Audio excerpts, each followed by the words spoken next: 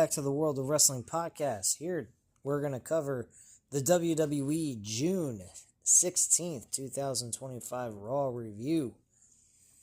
Folks, this show is a fucking disaster from actually start to finish, honestly.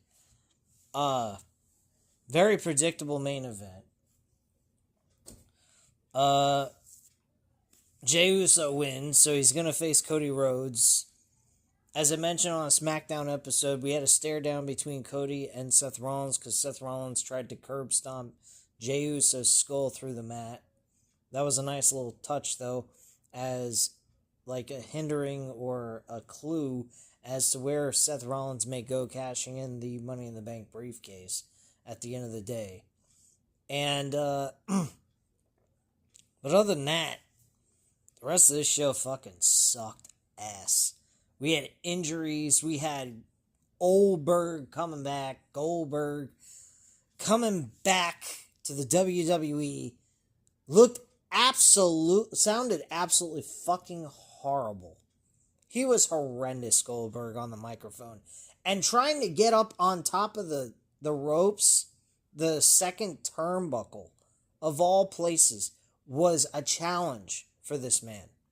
To just raise his hands in the air. I swear, if I didn't know any better, I thought Goldberg was going to fall off the ropes. I saw his feet on the first layer of ropes, on the first row, on the bottom. He looked like he almost lost his footing there. Then he gets on the second pair of ropes, and I'm just like, oh my God, is this guy going to fall down just raising his hands in the air, posing?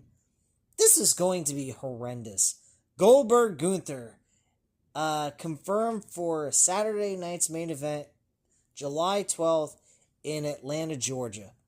This is going to be a fucking disaster beyond belief. Goldberg does not look anywhere fit or ready to do this. He can't even fucking say a sentence without sounding like he's out of breath. This is sad to watch. I did not think much of anything on this. Gunther cut a good promo. Started on Goldberg afterwards, beating Jey Uso last week. And this is what we're going into. We're going into Goldberg and Gunther over a world championship. I mean, it made sense on how they put it together and everything, but come on, what the fuck? Goldberg getting one last shot for the World Heavyweight title to retire. He ain't beating Gunther, that's for damn sure. This match is going to be a disaster beyond disasters. Goldberg is asking for trouble. I think the match he had with Roman Reigns at Crown Jewel or Elimination Chamber in 2000, I think it was 22. That was a decent match. I think that would be a match that you'd want to end your career on, especially with the top name in the company, Roman Reigns. But you're going to go out and want to face Gunther and look like shit?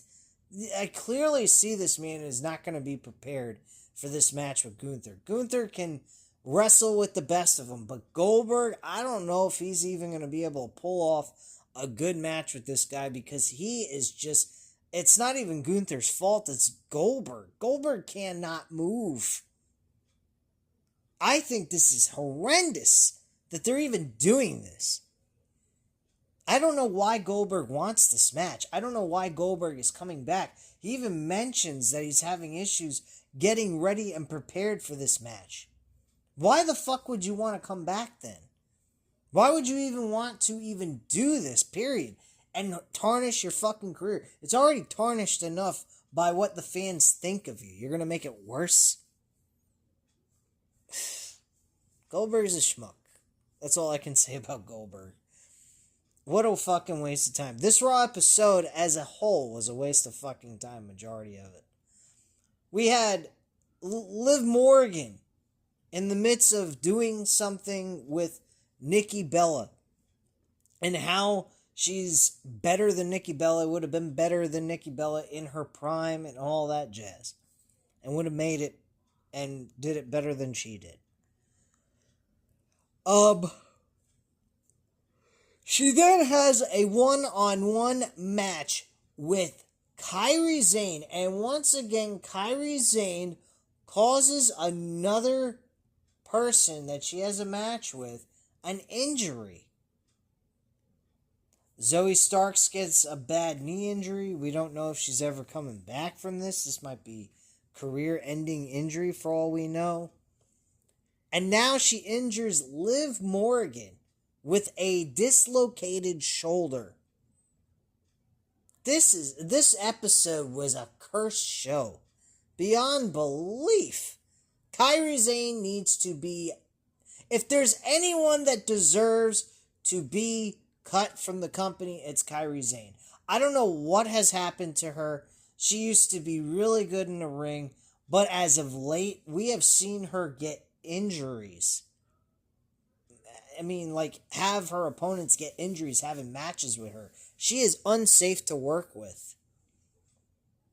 I honestly think Kairi Sane deserves to be one of those people to be cut. I hate to say it like that. I mean, if anyone finds it offensive, I apologize. But Kairi Sane deserves to be cut. Because of her being unsafe in that ring. You're getting paid to do a job, do it right.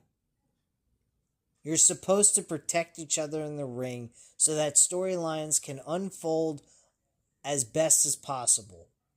Not every time is the match going to end up being, everybody's going to come out with nothing wrong with them or having no injuries or something.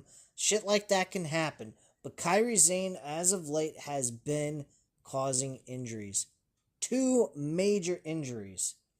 One that could be career-ending and one who's part of a well, not major, but she's part of a storyline, especially being part of the Judgment Day, with the Roxanne Perez and the Nikki Bella storylines both unfolding at the same time, and her story with Dominic Mysterio as well. This is a major setback, in my opinion, for this storyline that they're trying to develop. And I like the chemistry Roxanne Perez and Liv Morgan are doing here, because it's showing a lot of tension within the Judgment Day. It's also providing a little bit of tension between Dominic Mysterio and Liv Morgan as well. And now that Liv Morgan might be out for like several months, maybe until August or possibly after that, after SummerSlam, I don't know. This is really a bad situation and very bad timing. Very much so. I'm not trying to be offensive to Kairi Sane. I just think that with these 2 injuries occurring, she needs to be let go. She's not... I don't see her as the same worker she once was. She used to be really good in the ring, not cause a lot of injuries at all, really. One of the safest workers to work with, and as of late, she has been an absolute setback for this company. And I think it's time for them to cut their ties with her. They gave her a second run. Her second run has been worse than the first. First one was good, actually, despite all the setbacks creatively they done with her in that point in time. And now this time she's back and has done nothing with this. Even performance-wise has lacked. Very disappointing. The crowd was fucking dreadful. I mean, literally, we're not even there at all. AJ Styles had a match with JD McDonough. AJ won his match. So AJ has had 2 weeks in a row. AJ walked away with the IC title on his shoulder when Dom was trying to come in and hit him with the championship belt. He manages to avoid all of that and run away with the championship. I mean, this episode was one of these episodes you just sit here and want to rant about, really. There's nothing really important that happened on this show. I thought this show was lackluster of all things. We had a Fatal 4-Way Women's match for the Queen of the Ring, Stephanie Valcour, Ivy Nile, Raquel Rodriguez and Asuka. Asuka actually walks away with the victory here. She is moving on to the semifinals. That was one positive thing you can take out of this Monday Night Raw episode. Asuka will battle Alexa Bliss. That should be a good matchup. Those two have actually wrestled before. Back in the, I'd say 2017, 2018s. So, that should be a fun match. Judgment Day backstage. Finn Balor, JD McDonough, Dominic Mysterio, Roxanne Perez, and Raquel Rodriguez, are in the clubhouse. Rodriguez has an ice pack on her neck. Liv Morgan walks in and wants to talk strategy with Rodriguez for Io Sky and Kairi Sane. Rodriguez says medical hasn't cleared her, and Morgan walks off and says she'll handle it herself.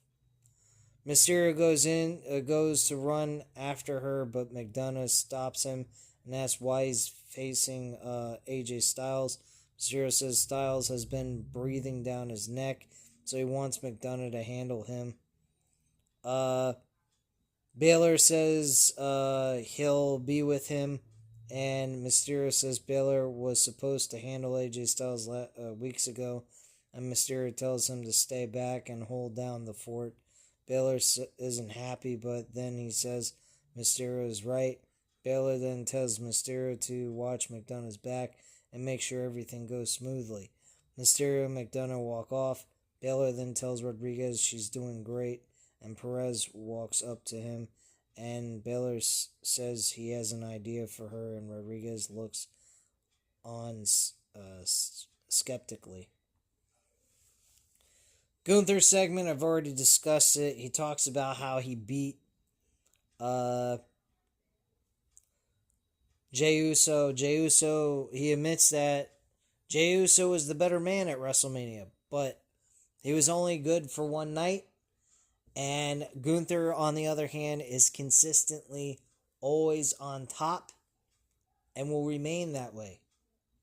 He has no concerns whatsoever, and he will remain the man for a very long time. He moves into Goldberg, starts talking about him.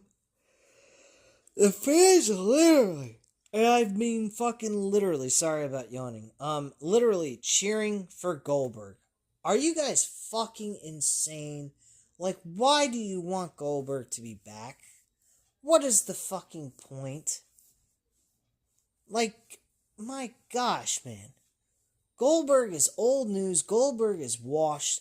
Goldberg is not the same guy he used to be. This isn't 1998 or 99. This is 2025, for God's sakes, guys. The guy can't move like he used to. He's not good on the microphone even anymore. Pretty much never was, but he was more intimidating and, a kick-ass guy on the mic. But at the end of the day, Goldberg's fucking washed as hell. Washed beyond all recognition, man. This is probably going to be worse than a Goldberg-Undertaker match from 2019. I really think this is going to be bad. I think Gunther should just walk all over him and stomp a mud hole in his ass and then pin him 1, 2, 3 and that be done with him. I don't think Goldberg should have a lick of fucking offense. I'm dumbfounded, really, to be quite frank with you guys. But that's what happened there. He explains why he wants to face Gunther and how he disrespected him and blah, blah, blah. I can't believe the crowd reacted in a positive manner, too. Does his usual catchphrase, "You're next, and so's your world championship." Get the fuck out of here, man. JD McDonough faced AJ Styles. I already discussed that.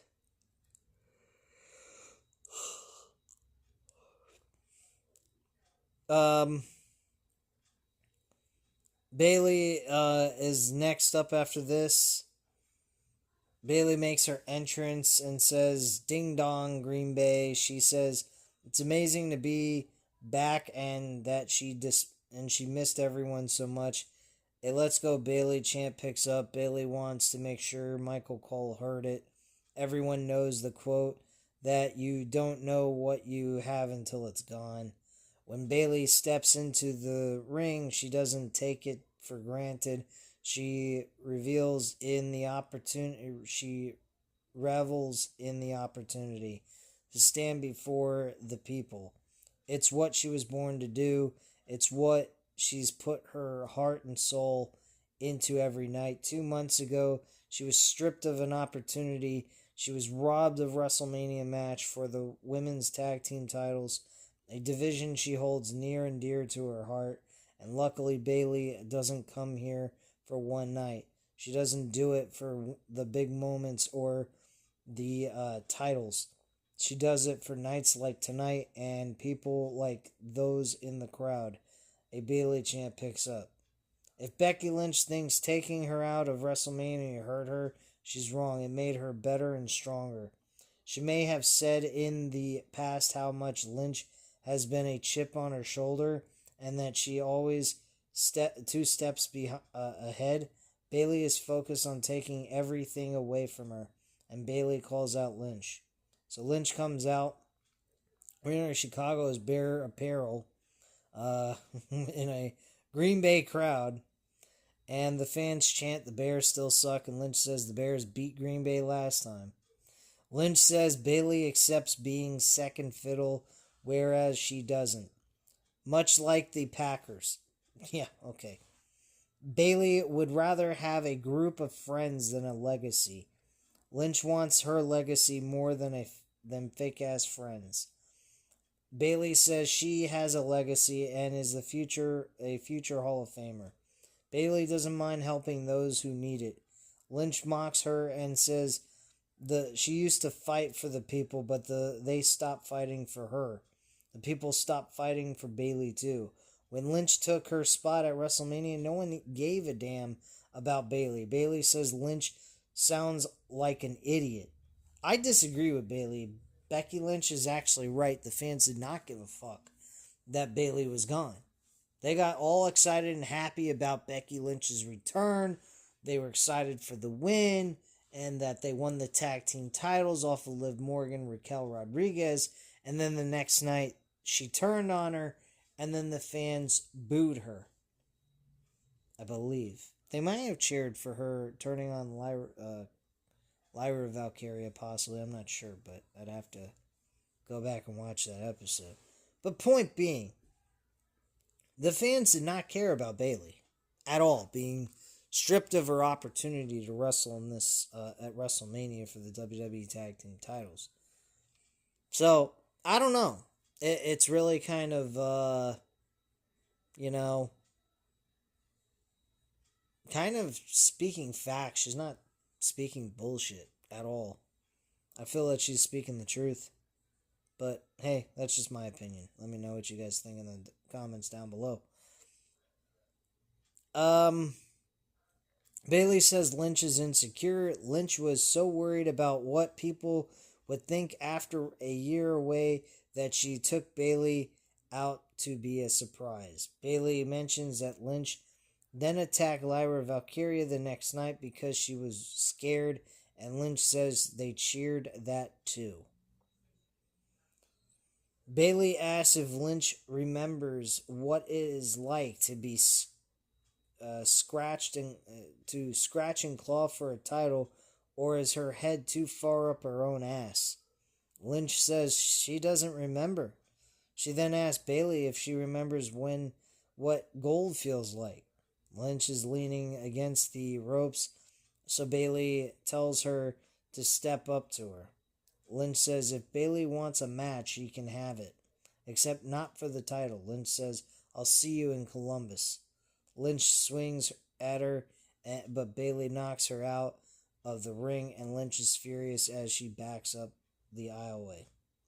Now, cutting backstage, we do get Bailey talking to Nick Aldis. Nick Aldis is actually the interim general manager of Raw for the night, and grants her a IC title match regardless of the fact that Becky Lynch wanted her with the title not on the line. Now, with that said, Bayley, not Bayley. Bayley bumps into Lyra Valkyria, and Lyra Valkyria says, "It's good to see you back." She goes, "Yeah, it's been kind of a rough couple of months." She apologized that she didn't answer any of her calls or text messages. She was just really wanting to stay to herself and not really talk to anybody, but she just wasn't in the mood of speaking to anyone at all at this point in time while she was out. She goes, "Oh, okay, I see that, though, that you got a IC championship match." She goes, Nick Aldis gave it to me, and I just took my opportunity and shot at the title, so I'm just going to take it. And she goes, "Oh, okay. You go do that." And she looked pretty pissed. And that was a nice touch.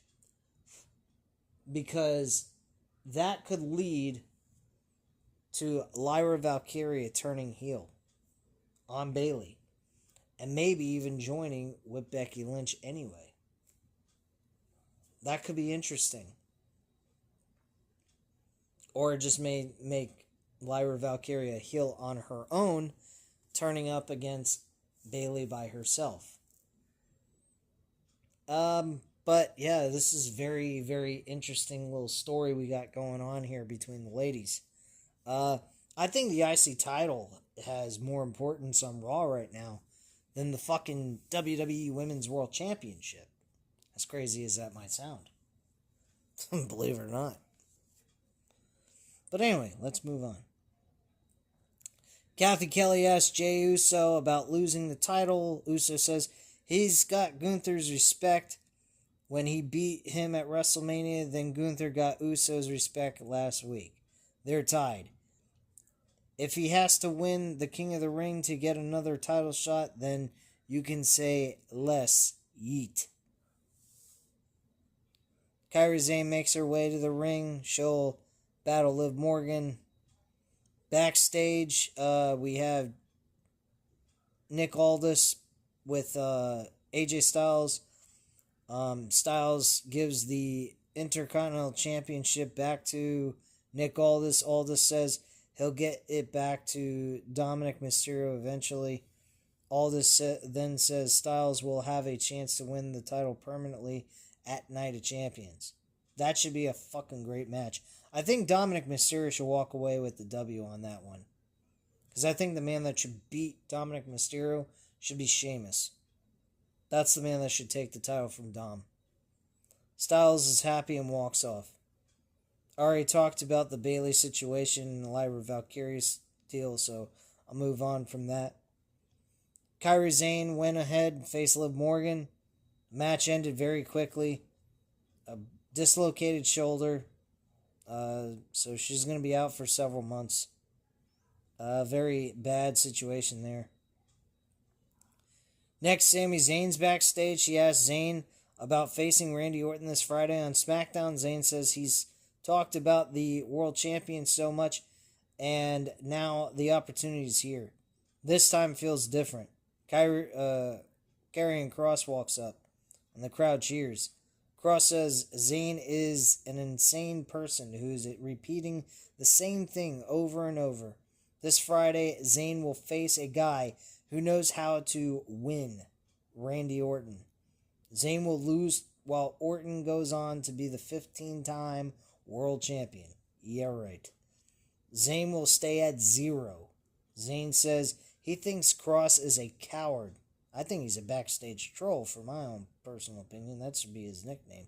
The backstage troll. Kross hides in the shadows and talks in riddles. Kross doesn't fight because maybe he can't back it up. Zayn has lost and had the courage to pick himself up. Can Kross say the same thing? Zayn is done listening to Kross talk. So King of the Ring is his priority. And then second that is done, he's going to Adam Pearce. They'll have their match once and for all. And Kross says, it's about time. Cross walks off. That's very true. It's time for Cross to start fucking doing something, or creative is going to fail him and he's going to be let go by TKO. I honestly don't understand.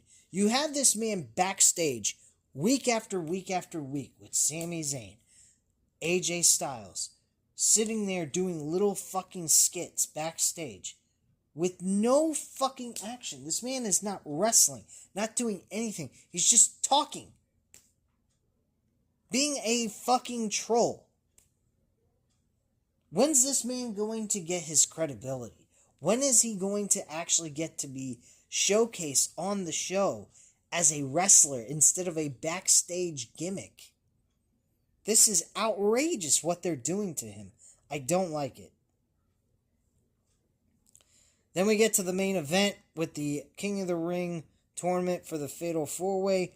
Jey Uso, Rusev, Sheamus, and Big Bronson Reed.